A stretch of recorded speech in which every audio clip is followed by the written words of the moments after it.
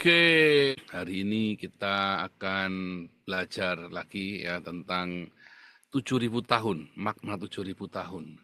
Ya, menurut Talmud dan Kabalah maksudnya ya.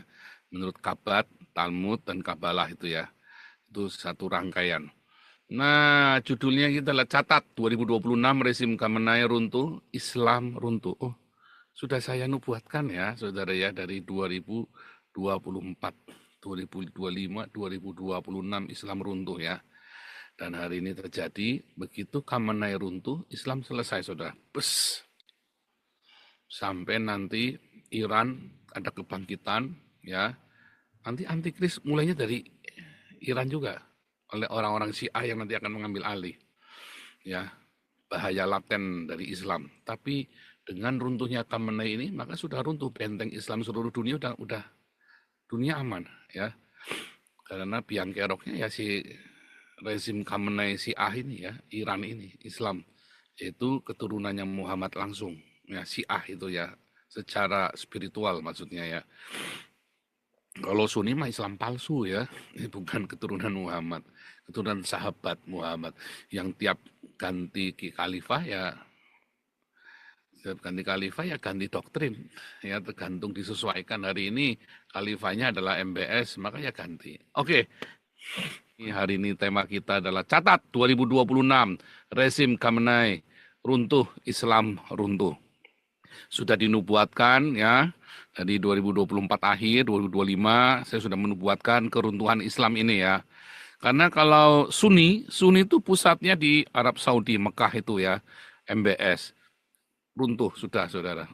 Dia singkirin semuanya ya, semua yang berbau-bau Islam itu sudah disingkirkan.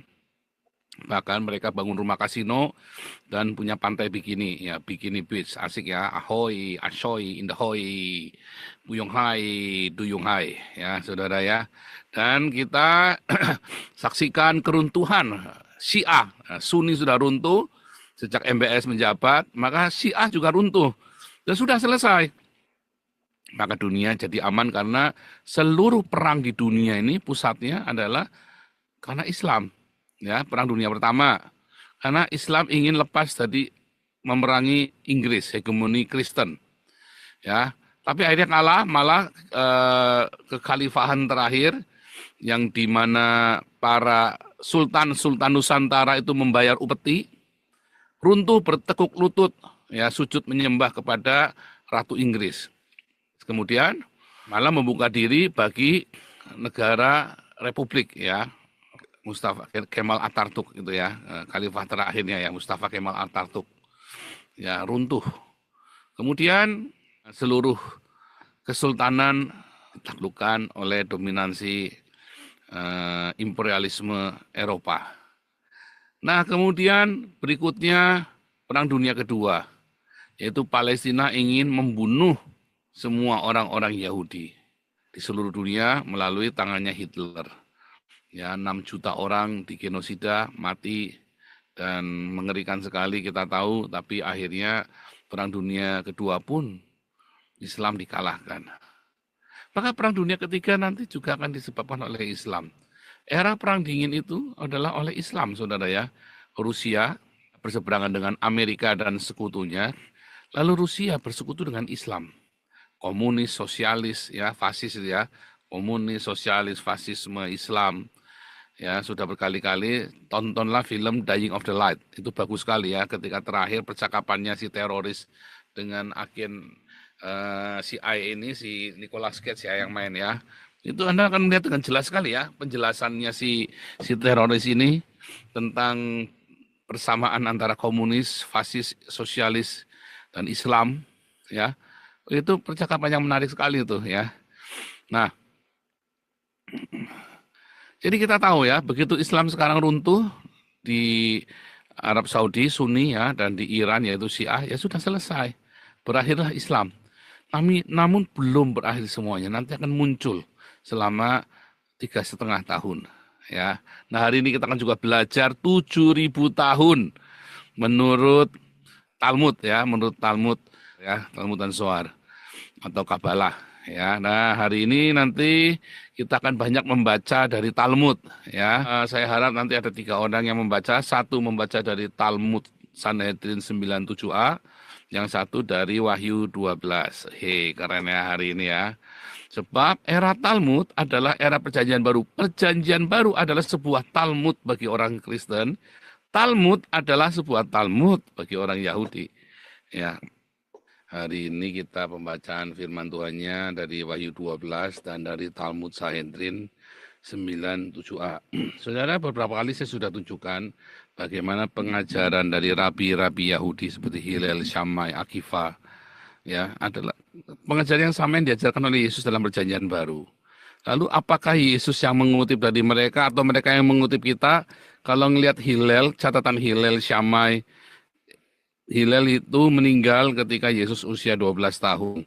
Shammai itu meninggal ketika Yesus umur 30 tahun. Maka, mungkin Yesus yang mengutip dari mereka. Tapi masalahnya Talmud itu ditulis baru tahun 200 sampai 400. Bahkan lebih dulu perjanjian baru daripada Talmud. Ya, artinya kanon yang lengkap ya, kanon lengkapnya itu. Ya kan yang memulai Talmud itu kan adalah Rabai Yehuda the Prince, lalu dilanjutkan oleh Rabai Akiva ya. Tetapi kemudian Talmudnya itu baru dikanon tahun 200 sampai 400. Talmud Yerusalem, lalu 400 sampai 700 Talmud Babilonia. Sedangkan Alkitab Perjanjian Baru itu dikanon sejak tahun 100 sudah ada, dan tahun 300 itu malah sudah kanonnya itu sudah selesai lengkap. Jadi apakah Talmud mengikut Perjanjian Baru atau Perjanjian Baru ikut Talmud? Menurut saya ya dua-duanya saling lihat. Sebenarnya suka tidak suka, mau tidak mau ya isinya Talmud sama Perjanjian Baru hanya hampir sama, hanya gara-gara satu dilabeli Yahudi, satu dilabeli Kristen, lalu saling anti satu sama lain. Ya kan? Ya padahal sama-sama. Nah, itu kan kayak orang Kristen dengan orang Katolik gitu kan. Sekarang ini kan juga begitu. Kalau dengan Islam ya beda jauh. Sumbernya juga beda. Islam itu asal muasal dunianya berbeda dengan Yahudi dan dengan Kristen. Yahudi sama Kristen asal muasal dunianya sama. Ending dari dunia Islam sangat berbeda dengan Yahudi dan Kristen. Kalau Yahudi dengan Kristen ending dunianya sama. Saya ulangi ya. Asal usulnya semesta alam ini dalam Islam itu berbeda dengan asal usulnya di dalam Yahudi dan dalam Kristen. Sedangkan Yahudi dengan Kristen asal usulnya sama. Penciptaan semesta itu. Ending dari semesta, ya, orang Islam dengan Yahudi beda, orang Islam dengan Kristen beda. Endingnya Islam kan surga penuh dengan bidadari yang perawan terus, ya kan. Yang isinya esek-esek dan isinya orang mabuk itu kan. Tetapi surga Kristen, endingnya Kristen sama endingnya Yahudi itu sama. Ya, bahkan cara menghitungnya sama orang Yahudi itu, yaitu 7.000 tahun. Orang Kristen 7.000 tahun. Ya, ada kata sabat, ya. Sabat. Orang Islam enggak. Orang Islam berhenti di hari ke-6, hari Jumat. Kalau orang Kristen di hari Sabat, hari Sabtu. Orang Yahudi juga sama. Lalu mengapa dari Minggu? Karena permulaan hari.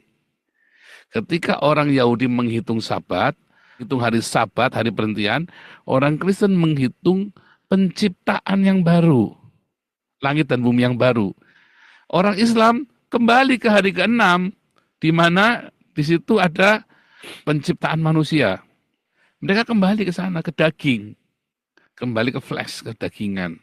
Ya, di mana angka 6 itu menjadi, ya, angka 6 itu adalah kode dari antikristus. Ya, sementara angka 7 adalah kode sempurnanya Tuhan, lalu masuk ke hari pertama, yaitu hari penciptaan. Ya, orang Islam berhenti di dagingnya, orang Yahudi berhenti di dalam rohnya, orang Kristen masuk ke dalam penciptaan yang baru.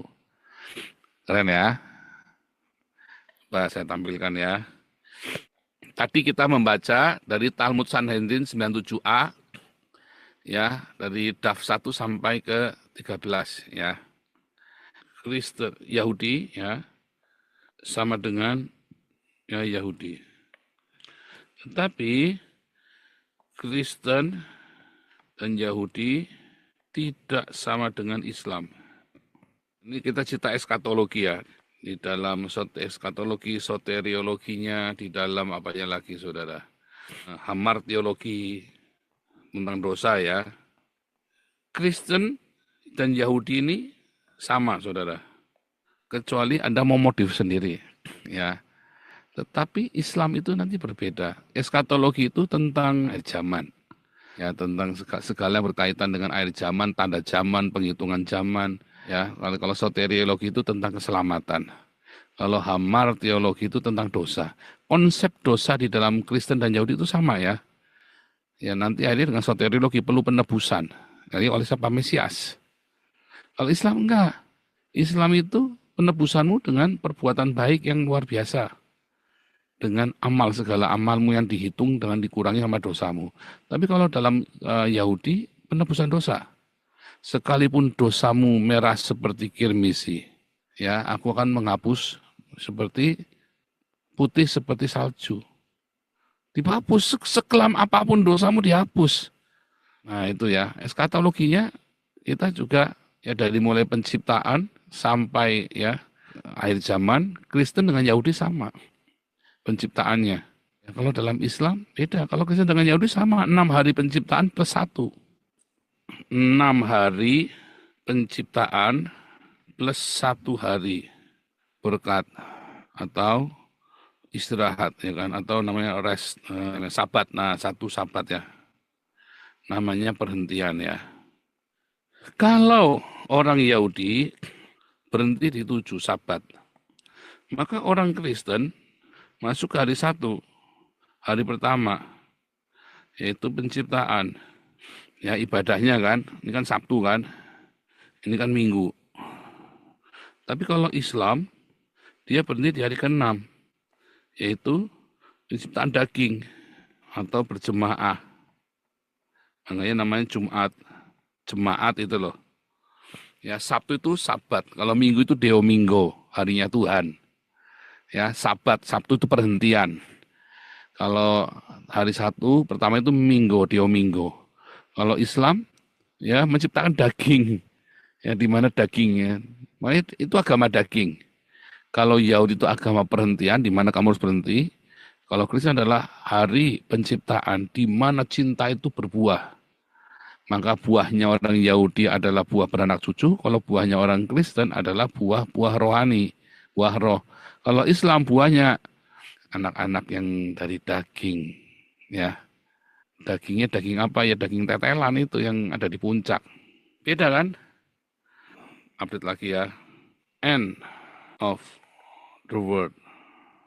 Ya, atau eskatologinya Islam pesta seks. Maka Yahudi dan Kristen tidak ada pesta seks.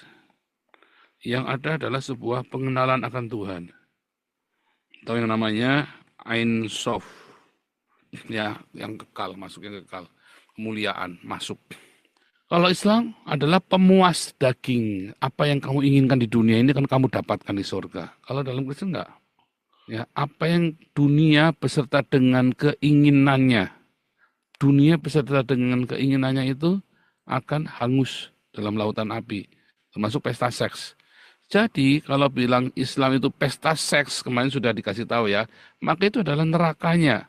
Nerakanya Kristen, pesta seks itu. Dunia dengan segala keinginannya. Ya akan lenyap. Islam tidak menghitung 7.000 tahun, saudara ya. Penghitungan mereka sembuh, penghitungan pakai apa. Tapi kalau dalam Kristen dan Yahudi menghitung 7.000 tahun. Nah, bagaimana cara menghitungnya? Coba kita lihat dulu ya. Mazhab Eliyahu mengajarkan 6.000 tahun adalah lamanya keberadaan dunia. 2.000 dari 6.000 tahun tersebut ditandai oleh kekacauan. 2.000 tahun ditandai oleh Taurat dan era patriark hingga akhir periode Misnah.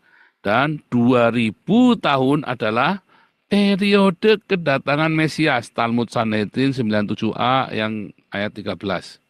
Ya, terus lalu kita baca dalam Wahyu 12 ayat yang ke-14. Kepada perempuan itu diberikan kedua sayap dari burung nasar yang besar, supaya ia terbang ke tempatnya di padang gurun, di mana ia dipelihara jauh dari tempat ular itu selama masa, satu masa, 2 masa, dan setengah masa. Satu masa itu 2000 tahun. Jadi kan 2 kali 2000. Ini kan berarti setengah dikali 2000. Ini 2000, ini 4000, maka ini adalah 1000 tahun. Jadi dalam Wahyu itu perempuan ini siapa saudara? Hawa, ibu dari segala manusia. Artinya adalah manusia, umat manusia. Ya, nggak usah diulangi lagi, udah pernah dibahas. Ya, supaya terbang ke tempatnya di padang gurun, di mana ia dipelihara jauh dari tempat ular, 1 masa, 2 masa, setengah masa, 1000 tahun, ya 2000 tahun, 4000 tahun, dan 1000 tahun. Sebelum nanti dilepas iblisnya itu ya, ular itu dilepas. Lihat, periode kedatangan Mesias, 2000 tahun. Lalu lihat ya, ini tabelnya seperti ini. Ini ya tabel menurut Kabalah. 2000 tahun pertama adalah Tohu. Hayata Vehares Tohu Wabohu Wakosek Alpanitahum. Ya, benar-benar di dalam kegelapan. Tohu Wabohu itu Kejadian 1 ayat 2. Ya, itu adalah 2000 tahun pertama. Sampai kemudian Tuhan datang kepada Abraham dan mengajarkan sunat, karena Torah itu dimulai dengan sunat. Ya, sunatlah orang-orang. Baru barang siapa menyunatkan dirinya, dia harus melakukan seluruh hukum Taurat, katanya Paulus. Ya kan? Jadi Torah itu harus dimulai dengan sunat. Nah, sunat itu dimulai dari zamannya Abraham. Dimulai dari sunat, yaitu Abraham. Lalu 4000 sampai 6000 tahun 6000 yaitu dimulai dengan Yesus, lahirnya Yesus. Ini tadi di dalam ayatnya ini tadi ya, dalam ayat 13 Talmud Sanhedrin. Ya, 2000 tahun adalah periode kedatangan Mesias. Nah, masalahnya si Mazhab Eliyahu ini menulis 2000 tahun periode kedatangan Mesias ini menunggu Mesias atau memang Mesias sudah datang nih. Nah, ini kan menjadi ribut sekarang ini. Bagi orang Kristen, Mesias sudah datang. Selama 2000 tahun, Mesias sudah datang. Atau 2000 tahun ini adalah masa penantian. Bagi orang Kristen, Mesias sudah datang 2000 tahun. Kan ini adalah era Mesias, era Mesianik sekarang. Tetapi bagi orang-orang Yahudi, enggak. Belum. Nah, ini ya.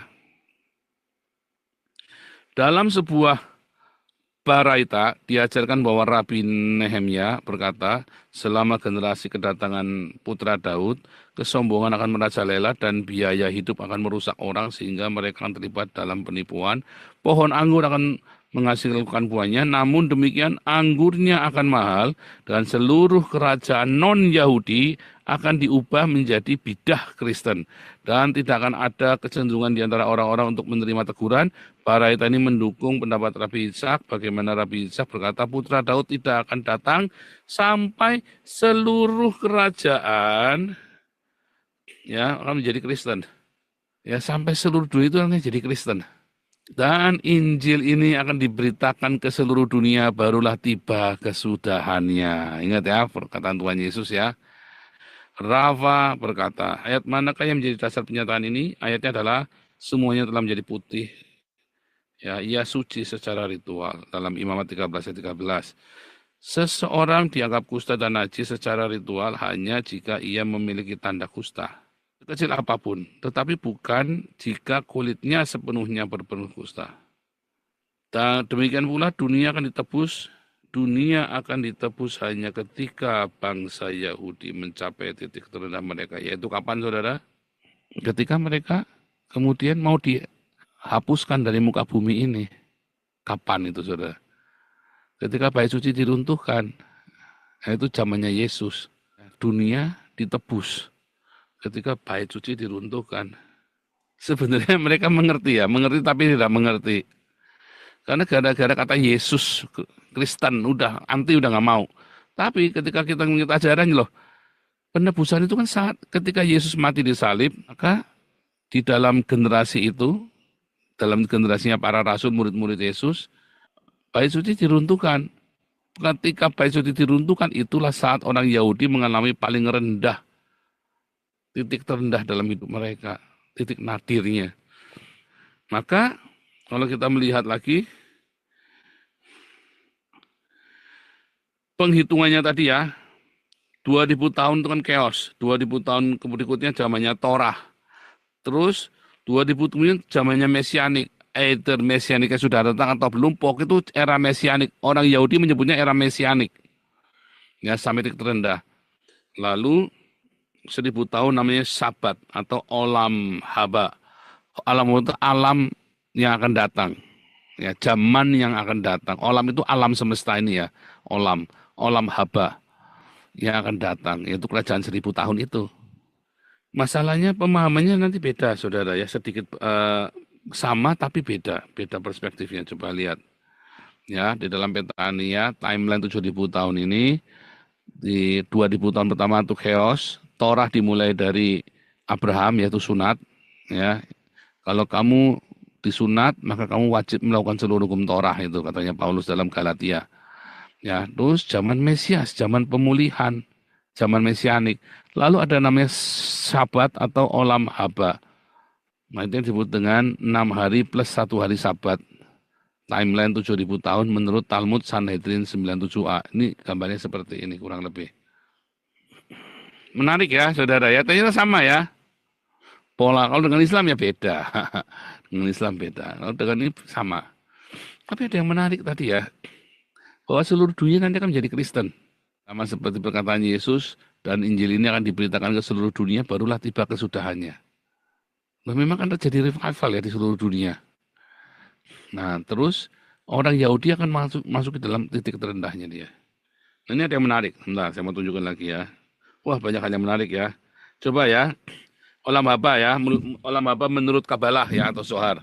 Menurut Zohar, ya Olam Haba itu adalah kesadaran, Olam Haba itu kesadaran ilahi penuh, ya tabir antara dunia dan Tuhan itu lenyap. Artinya nanti dalam kerjaan 1000 tahun, ya kita itu akan bertemu dengan Tuhan, dengan Sang Pencipta di dalam Olam Haba ini. Dan dunia tidak dihancurkan. Oh, kok kerajaan 1000 tahun bukan ya?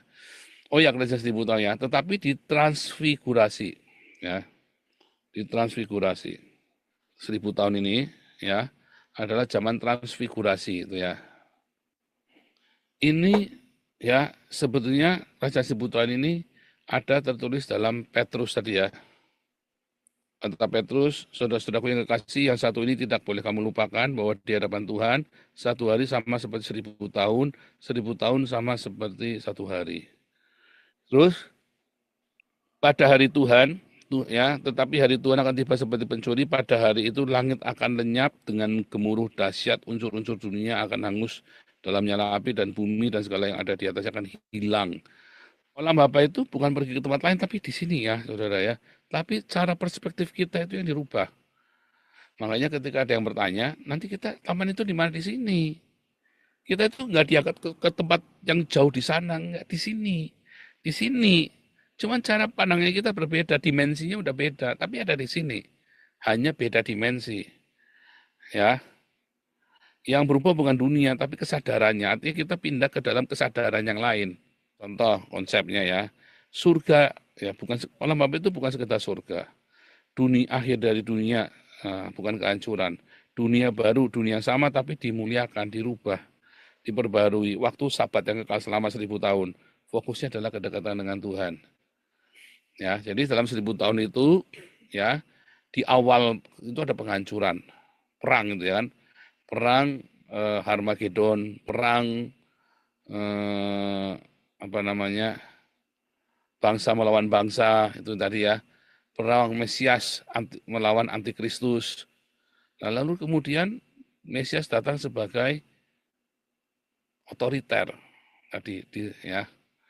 Coba menurut Maimonides ya dalam Mishneh Torah Hilkot Tesufah, Hakikat olam haba atau ramba, ya, si Rambam itu berkata keadaan jiwa tanpa tubuh. Ya, nah, perbedaannya olam habanya Maimonides atau Rambam dengan Kabbalah adalah bagi Rambam, ketika Anda mati lalu masuk ke Taman Eden, itulah olam haba. Ya, tidak makan minum secara fisik seperti orang kaya dan Lazarus. Tapi kamu akan bertatapan muka dengan Tuhan. Kamu akan mengenal Tuhan secara intelektual, bukan secara metafora, tapi benar-benar bertemu. Ya, tapi kalau ya menurut Zohar tadi, ya ada sebuah fase cosmic final terjadi setelah sejarah dunia kronologinya selesai, maka ada kebangkitan tubuh tuh. Seperti yang ditulis dalam 1 Korintus 15. Kebangkitan tubuh, jiwa bersatu kembali ya. Dunia ditransfigurasi, bukan ditinggalkan tadi ya. Selaras dengan sabat kosmik. Ya, tahun ke-7. Kita dirubah. Ya, sehingga apa? Hadirat Allah hadir di dunia yang fisik ini. Ya.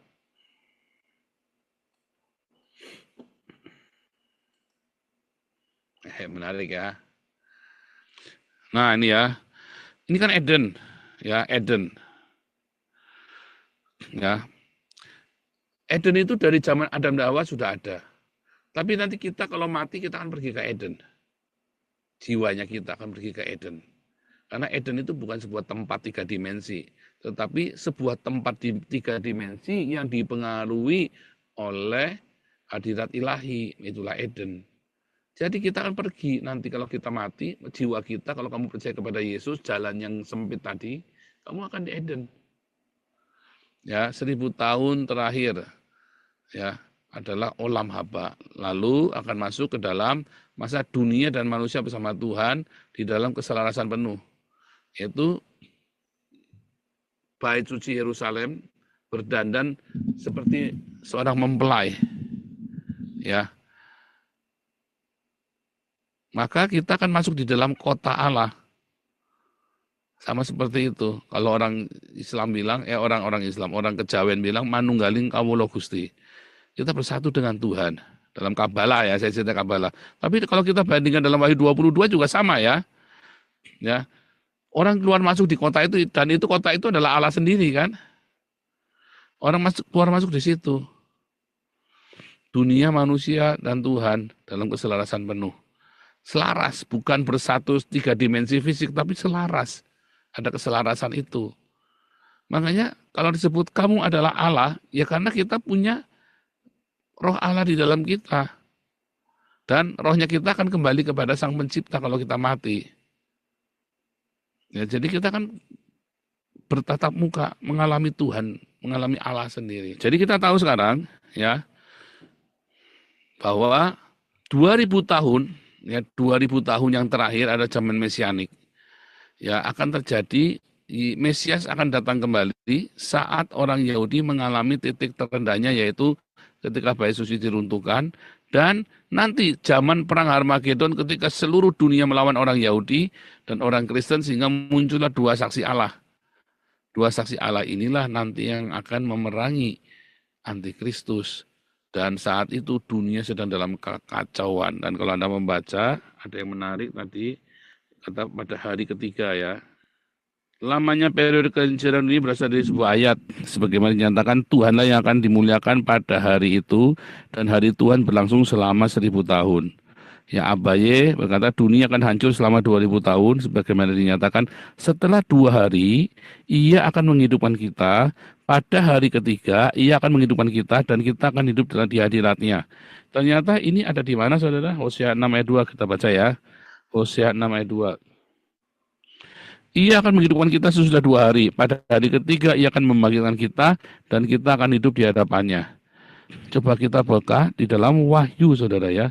Di dalam Wahyu 11, 2 saksi Allah itu kan mati kan, dibunuh, ya kan. Nah, lihat ya, dan apabila mereka telah menyelesaikan kesaksian mereka, maka binatang yang muncul dari jurang maut akan memerangi mereka dan mengalahkan mereka serta membunuh mereka. Mayat mereka kan terletak di atas jalan raya kota besar yang secara rohani disebut Sodom dan Mesir, di mana juga Tuhan mereka disalibkan. Lihat ya. 3,5 hari kemudian masuklah roh hidup, kehidupan dari Allah ke dalam mereka sehingga mereka bangkit. Semua orang yang melihat mereka menjadi sangat takut. Ya, pada hari ketiga ini 3,5 hari. Ya, coba kita lihat di dalam The Net Bible ya. But after 3.5 days, a bread alive. Ya. After 3.5 days. Saya cari keterangan yang lebih bagus ya. But after 3.5 days, a breath of life from God entered them, and they stood on their feet, and tremendous fear seized those who were watching them. Ya, dalam 3,5 hari setelah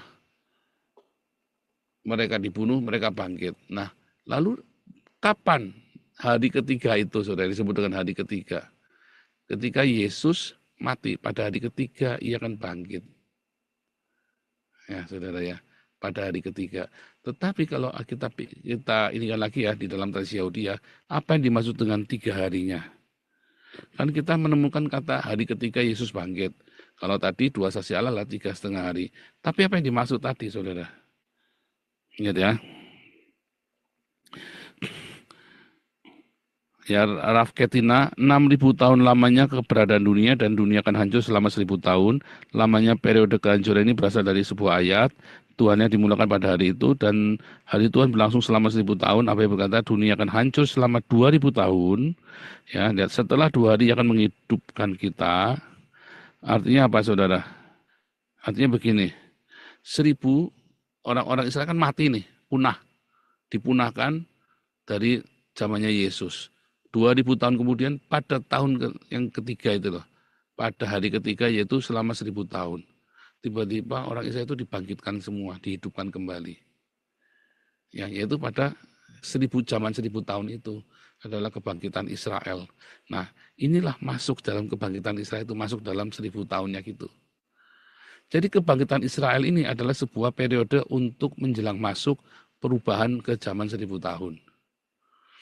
Ya, ternyata balik lagi ya, 6.000 tahun keberadaan dunia, 2.000 tahun dari 6.000 adalah kekacauan, 2.000 tahun ditandai Taurat, era patriark dan akhir periode Misnah, dan 2.000 tahun adalah periode kedatangan Mesias. Tadi 2.000 tahun tadi bahwa Israel akan masuk ke dalam fase paling rendahnya, lalu dibangkitkan pada hari ketiga selama kerajaan 1.000 tahun itu perhentian hari Sabat. Nah, di hari Sabat itulah kita dalam 1 Korintus 5 ayat ya, akan mendengarkan sebuah suara sangkakala ya. 1 Korintus 15. Nanti saya terangkan ininya ya, maknanya ya. Lihat ya, daging dan darah tidak mendapat bagian dalam kerajaan Allah ya. Dalam sekejap mata, pada waktu bunyi nafir yang terakhir, sebab nafir yang akan berbunyi dan orang-orang mati akan dibangkitkan dalam keadaan yang tidak dapat binasa dan kita semua akan diubah. Yaitu tadi, 2 hari pada hari ketiga kita akan dibangkitkan. Ketika orang-orang Israel itu bunuh, maka pada hari ketiga itu dibangkitkan dan kerajaan 1.000 tahun itu adalah sebuah kebangkitan. Kebangkitan jiwa. Tubuh yang fana itu dibangkitkan untuk bersatu dengan jiwa, katanya Kabalah tadi. Sama ya, sama lagi ya. Oh, sama terus ya, saudara ya. Karena memang sebenarnya pengajaran di dalam Talmud itu sama dengan Perjanjian Baru. Entah saling mencontek, entah memang itu mujizat dari Roh Kudus. Bisa sama. Makanya kalau Anda cerita akhir zaman dengan orang Yahudi, ya nyambung. Ya, selama Anda akhir zamannya jangan ngarang cocokologi ya. Nyambung. Artinya bahwa kerajaan 1.000 tahun itu ternyata sama dengan yang Yahudi. Jangan takut, saudara. Ternyata kita sama. Apa yang dipahami kita oleh orang Yahudi ini. Yang bikin berbeda apanya? Gara-gara label. Gara-gara label, itu kan Yahudi padahal benar. Ya kan? Mami saya dulu ya, kalau disuruh makan sapi, Mi ini sapi, nggak mau, bau ini, bau itu, perengus lah, apalah segala macam rewel ya. Lalu sama itu ya, sama istrinya kakak saya, dia masakin, kita masak, terus ini apa? Ini apa namanya daging ayam. Terus dimakan, enak ya, enak ya, enak ya. Nah besoknya dikasih tahu, mami tahu nggak kamu itu makan daging apa? Daging apa? Daging sapi. Gitu loh. Kadang-kadang mau ayam langsung kepalanya mau nggak doyan, nggak doyan. Tapi bilang-bilang ayam langsung doyan ya. Nah manusia itu suka begitu. Sebetulnya pengajaran itu sama. Makanya ikutlah Hagios Bible College yang keempat dan Hagios Master. Nanti saudara diajari tentang hal-hal yang Yahudi. Nah tapi yang paling penting hari ini kamu mengerti. Ya hari ini kamu diajarin ya bagaimana ya bahwa olam haba atau tujuan hidup kita adalah sesuatu yang suci, saudara ya. Ini olam haba. Ketika Anda mati, Anda pergi ke dalam Taman Eden. Tapi Taman Eden itu adalah sebuah sementara penantian. Sampai kapanpun ya, Anda matinya di kapan, di zamannya Abraham, apa di zamannya Yesus, atau di zamannya Martin Luther, atau di zaman dengan hari ini yang menjelang kedatangan Tuhan Yesus. Dunia, manusia, dan Tuhan dalam olam haba ini akan ada dalam keselarasan. Engkau akan memerintah bersamaku, katanya Tuhan Yesus. Apakah berarti nanti kayak bupati, kayak kepala desa? Memerintah bersamaku? Enggak, tapi manunggalin kamu lo Gusti itu tadi. Umat Tuhan itu akan menjadi baitnya. Dia menjadi kepalanya. Kan? Umat Tuhan akan menjadi baitnya. Dia menjadi kepalanya. Nah, menarik ya. Jadi kesimpulannya, saudara ya, ketika kita tadi ada pertanyaan di awal ya, masuklah melalui pintu yang sempit itu. Artinya sebetulnya kita itu diajari untuk memahami perkara-perkara yang rohani. Karena pintu yang lebar itu, luaslah jalan menuju kepada kebinasaan, tadi sama dengan Islam, daging, memuaskan dagingmu, memuaskan nafsu seksmu, memuaskan ya obsesimu yang akan dosa, yang nanti dijanjikan katanya nggak dosa lagi di surga. Tetapi kalau kamu lihat, olam haba itu adalah sebuah perjalanan rohaniah, saudara ya. Nah ini ya, tubuh dan jiwa bersatu kembali dalam 1 Korintus 15 ayat 52. Menurut Zohar atau Kabalah ini ya. Zohar ini cikal bakalnya Kabalah, tafsir Kabalah, tafsir klinik ya, tafsir mistisism. Maka ketika kita kembali, kalau kita percaya kepada Tuhan Yesus dengan sungguh-sungguh, kamu akan pergi ke Taman Eden. Tetapi itu jiwamu, badanmu di pemakaman atau badanmu dimakan kodok, nggak tahu. Tetapi ketika olam haba itu datang, saatnya itu datang, maka tubuh dan jiwa bersatu kembali. 1 Korintus 15 ayat 52. Dan kamu akan melihat dunia dengan cara yang lain, atau kamu ada di dimensi yang lain dari dunia. Lalu dunia ini akan dihancurkan semua. Ya dalam 1000 tahun itu kemudian akan dihancurkan. Wah, asik sekali ya, saudara ya. Saudara, kata olam haba ini ya, kata olam haba ini kalau Anda bilang olam haba, maka Anda harus tikun olam, memperbaiki alam, fixing the universe.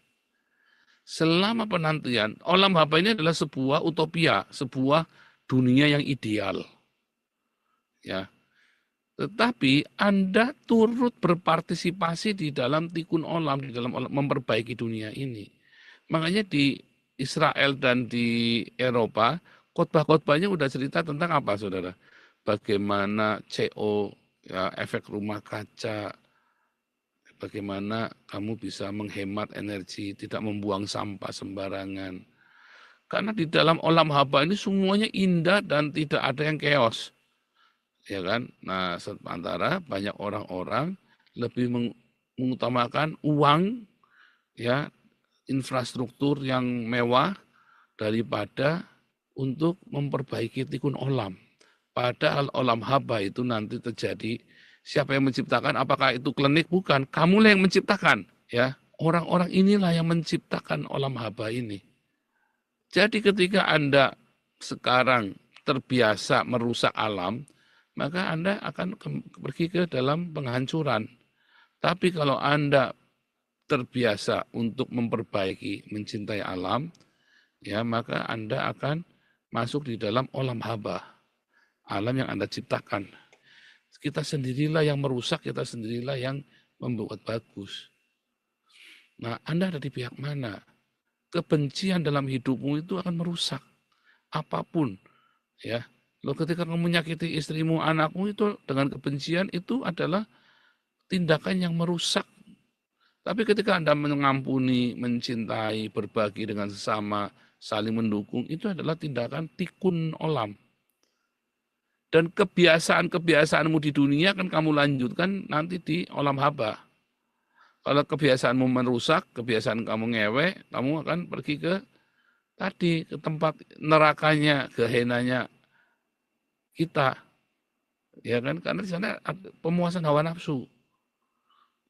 Kalau kamu sudah siap untuk menyerahkan hawa nafsu kamu kepada Tuhan, mengorbankan, dan kamu masuk ke dalam penyucian, kontribusimu, maksudnya, kamu masuk di dalam kontribusimu membangun dunia ini, maka kamu sedang ada di dalam olam haba. Apa yang memotivasi hidupmu? Apa rema hidupmu? Kebenciankah? Atau cinta kasih? Dua hal ini adalah dua energi yang memuaskan, yang bisa membuat Anda berhasil. Tapi kebencian itu akan konsum kamu, akan ngerogoti kamu dari dalam. Sementara sang cinta akan berbagi. Sehingga tadi pertanyaannya Bu Rosinta, kalau kamu berbagi maka akan ada masuk. Volume yang keluar akan sama dengan volume yang masuk. Dan kalau kamu ingin bertambah volume, ya kamu mesti ngasih lebih banyak lagi sehingga volume yang masuk lebih banyak lagi, sehingga kamu selalu dalam keadaan balance. Tikun olam. Jadi sedekahmu, dengan kata lain, sedekahmu itu adalah tikun olam. Pengampunanmu itu adalah tikun olam. Ya, berkat yang kau berikan, damai sejahtera yang kau berikan, kemurahan hatimu kepada orang, senyummu kepada orang, perbuatan baikmu untuk merawat alam semesta ini adalah tikun olam, dan kamulah yang menciptakan olam haba itu. Karena kita akan bersatu dengan yang ilahi kan? Karena kita bersatu dengan sang pencipta, sang cinta yang ada di dalam kita. Cinta yang di dalam kita itu yang merawat. Lalu bagaimana dengan kaitannya dengan Iran tadi misalnya ya? Ya, tadi ya Islam ya. Ya bunuh yang nggak sama. Diajari untuk memukul istri. Ya sedekah 2%. Untuk poligami, tapi nggak boleh poliandri. Ya tentang seks, kekerasan, dan dibungkus, seks dan kekerasan dibungkus oleh damai. Dibungkus dengan damai loh, kita damai loh. Ya, padahal di situ ada seks dan kekerasan. Tapi Kristen dengan Yahudi, kalau Anda lihat, kita disuruh apa saudara? Nggak boleh bunuh yang tidak sama. Ya, justru kita harus mengasihi musuh. Kita harus sayang istri. Siapa di sini tidak sayang sama istri? Ya, kamu sudah merusak semesta loh. Karena istrimu adalah ibu dari segala yang hidup loh saudara. Suami-suami yang suka mukul istrinya dan dilihat oleh anak-anaknya, kamu sedang merusak alam ini loh. Anda paham nggak? Suami-suami yang suka mukulin istrinya di depan anak-anaknya, yang suka menghancurkan istrinya di depan anak-anaknya, kamu sudah merusak alam ini loh. Anak-anaknya kan jadi rusak gara-gara kamu kan. Ibunya dibegitukan sama kamu. Ayo suami-suami, tunjukkan rasa sayangmu pada istrimu di depan anak-anakmu. Supaya ada tikun olam. Tunjukkan kamu cium istrimu mesra di depan anak-anakmu. Kamu peluk, kamu belai istrimu di depan anak-anakmu. Kamu belikan sesuatu yang indah buat istrimu di depan anak-anakmu. Ya anak-anak dulu pas salah. Istrimu dulu belikan barang yang bagus. Anak-anak nanti ada masanya. Tapi belikan istrimu dulu barang yang bagus, saudara. Setuju nggak istri-istri? Waduh, kamu kasih 10% sama saya ya. Kalau dibeli-beliin sama dikasih uang sama suamimu. Hahaha. Zakatnya kita ya minimal 10%. Ya tapi seharusnya 100%. Dan kamu tidak boleh poligami, monogami. Setia pada satu pasanganmu, saudara ya. Nggak boleh, saudara ya. Seks dan kekerasan ini harus diganti dengan kasih dan pengampunan dan kekudusan, kesetiaan. ya kesetiaan. Sangat berbeda, ya surganya pun berbeda. Maka cara hidupnya setiap hari pun berbeda kamu. Di dalam Islam kamu disuruh bunuh yang tidak sama, kamu dalam Kristen Yahudi kamu disuruh mengasihi musuhmu. Di dalam Islam kamu suruh pukul istrimu, di dalam Kristen dan Yahudi kamu disuruh sayang sama istrimu. Karena dalam literatur Yahudi nanti akan menjadi mata kuliah pertama yaitu mother and daughter. Keputusan-keputusan kamu bisa ada menjadi sebuah bangsa. Orang Israel ini bisa menjadi sebuah bangsa hanya gara-gara seorang wanita yang namanya Sarah, yang namanya Hawa, yang namanya Yokebed, yang namanya Miriam, yang namanya Maria. Perempuan itu sangat memegang peranan penting sekalipun kamu seorang pelacur seperti Rahab, sekalipun kamu adalah orang asing ya seperti Ruth, sekalipun kamu orang-orang yang dikecewakan dalam hidupmu seperti Tamar, sekalipun kamu ini orang-orang yang benar-benar tidak terpakai, kamu adalah orang-orang yang nggak jelas, nggak dianggap oleh dunia. Tapi lakukan ini, lakukan saudara. Hidupmu akan sukses. Karena kamu tikun olam, apapun yang kamu berikan kepada alam semesta, kamu akan dikembalikan beratus kali lipat. Itu ajaran Tuhan Yesus. Apapun yang kamu tabur ke alam semesta. Kalau kamu suka bunuh yang tidak sama, kamu benci sama sesama, ayo. Siapa kamu orang Kristen, terus kamu nggak sama, terus kamu musuh, saudara. Ya, kamu tidak sama, terus kamu mau hancurkan, mau membinasakan. Wah, saya dulu ya gara-gara Trinitas Wanes, saya belain Wanes, padahal saya kan bukan orang Wanes. Saya difitnah habis-habisan, kehilangan subscriber 3.000 lebih, saudara ya. Sehari 2.000, bayangin, kehilangan subscriber itu berapa banyak tuh ya. Tapi saya nggak takut. Sama Edis mah paling cuman kemarin kehilangan subscriber berapa tuh, 230 apa 280 kemarin ya. Sekarang udah pulih lagi 176.000 lagi hari ini saudara ya. Sedekah ya. Kalau kamu memukul istrimu, tidak sayang sama istrimu, kamu bayangin nggak kalau kamu sering mukuli istrimu di rumah, kamu akan menuai apa di rumahmu saudara? Anak-anakmu nonton kamu mukulin istrimu loh saudara. Kamu menuai apa di rumah? Coba sekarang buktikan perkataan saya. Tiap hari kamu kecup istrimu di depan anak-anakmu. Hai sayang. Ya pulang, ya kan. Kamu suka bawain sesuatu buat istrimu. Belikan kejutan-kejutan yang buat istrimu senang. Senangkan hati istrimu. Ya, jangan pernah kamu pukul istrimu. Atau kamu mempermalukan istrimu di depan semua orang. Perlakuan istrimu seperti ratu, saudara. Kamu kira-kira akan menuai apa nanti, saudara, dalam keluargamu? Apapun yang kamu tanam akan berbuah 100 kali lipat. Ya, ketika kamu bersedekah, 2% kali 100, kamu nuai 200. Coba kalau kamu nuai 100, kamu nuai 10.000, saudara. Ya kan? Beratus kali lipat. Kamu 2%. Ya, dalam hal ini saya bela lalu 2% ya kamu kudu jedel-jedor rendasmu di batu supaya kamu berkenan. Jeblok 2% ya, mending aku bayar 2% ya daripada aku bayar 10% cuman cingkrak-cingkrak hore-hore, aku tak bayar 2% rendasku tak jeblokin ke watu saudara katanya orang Islam. Kalau orang Kristen, aku kasih 100%, aku minimum 10%, makanya aku cingkrak-cingkrak di gereja karena pasti selamat. Kan begitu filosofinya kan. Kenapa orang Islam itu doanya melolong? Oh, kenapa orang Kristen berdoanya haleluya, tepuk tangan kayak tadi kan tepuk tangan teriak-teriak. Wah, seru banget ya tadi ya. Siapa yang pengen ibadah di Den Haag bilang ya sama saya ya. Kan seru kan ibadah di Koinonia ya tadi kan. Ketawa-ketawa, teriak-teriak seru-seru ya, seru banget ya. Kenapa? Karena kita gagal, kita sedekahnya 10%, 100% kok. Lah kamu 2,5% jaruk selamat. Kere. 2,5% jaruk selamat. Yang 10% aja lagi dimarahi sama Tuhan Yesus. Jual semuanya. 10% gundulmu peang. Jual semuanya bagikan orang miskin. 2% jaruk selamat. Rentenir aja 10%. Rentenir saja 10%. 5% minimum rentenir. Nggak ada rentenir 2%. Bohong, saudara.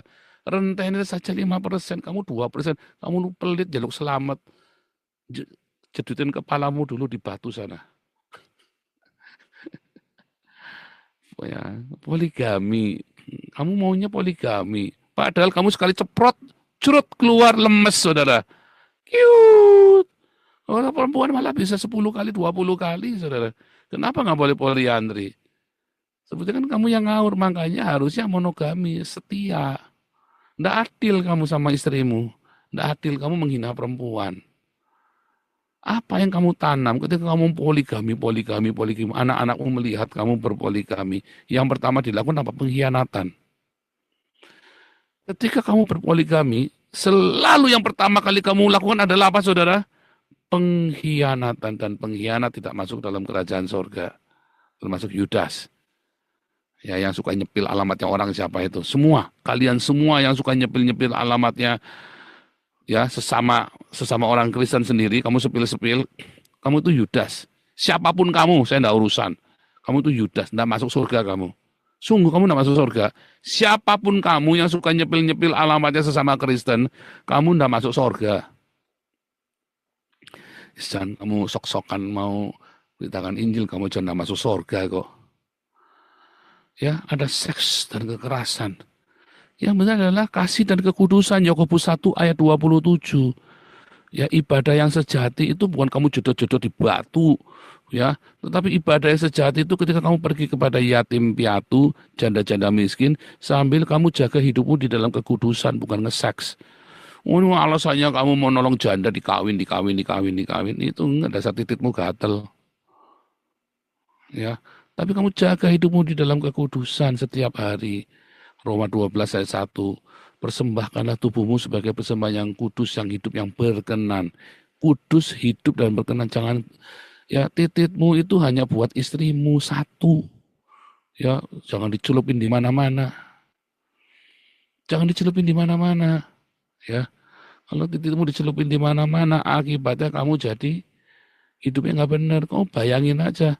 Kamu mau nuai apa di situ? Menuai penyakit, menuai kutuk, menuai sumpah serapah karena kamu mengkhianati. Dimulai dari pengkhianat. Mengapa? Mengapa Arab negara yang lemah? Mengapa negara poligami adalah negara yang lemah?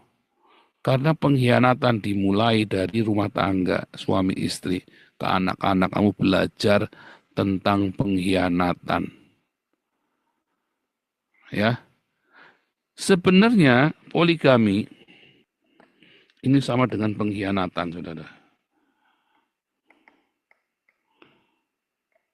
Karena ketika kamu berjanji menikah, kamu pasti janji sama wanitamu, aku akan setia kepadamu sampai mati.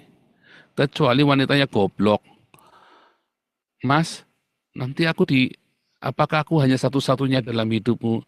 Iya, iya dek, kamu hanya satu-satunya, Dinda. Terus kamu dipoligami, berarti kamu berkhianat. Anak-anakmu melihat pengkhianatanmu, saudara. Istrimu merasakan batin pengkhianatanmu dan ngutuk kamu. Ya kan?